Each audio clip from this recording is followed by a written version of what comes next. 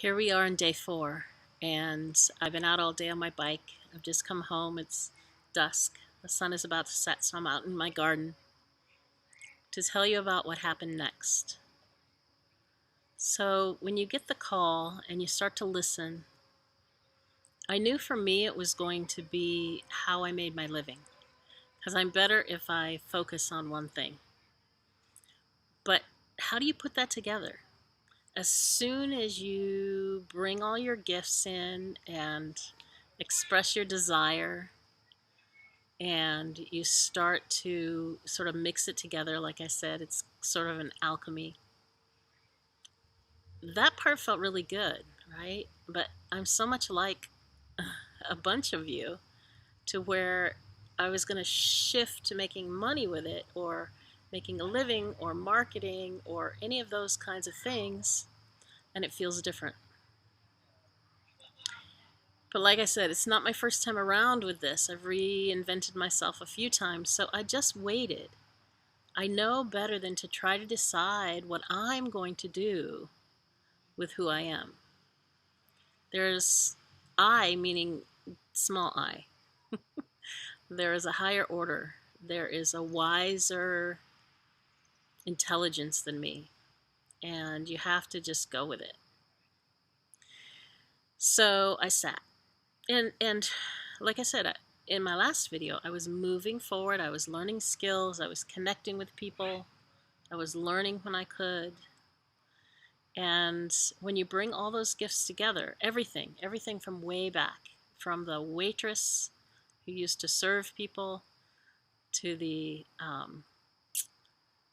Japanese teacher. I was teaching Japanese people English, and through my corporate job, which I let go of, and all the schooling I had in business. So I'd been helping some other people get online, because with all that studying, I was learning a lot, and I knew how to do it, and I could see what was working, and I loved lifting people up. And after my temple experience with the women, I was focused on women. I wanted to help women raise their voices. And I actually had started a little Facebook group called the Yogini Entrepreneurs.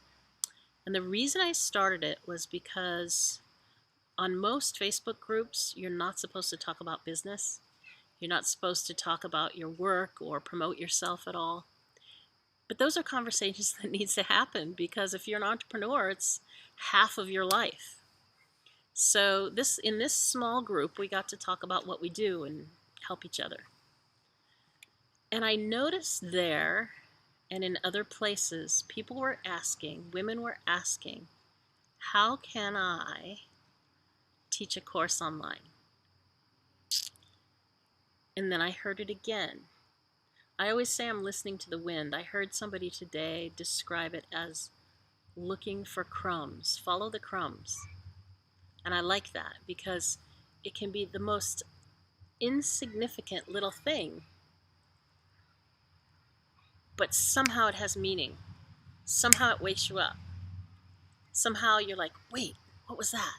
What did she just say? And this was my first inkling about what I was going to be doing. It just came like that. Now, believe me, I did not want to teach business. I left that go a long time ago, right?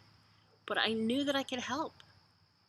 It was simple for me. The technology was easy, because I'd been a programmer for a while, so I liked learning on the computer.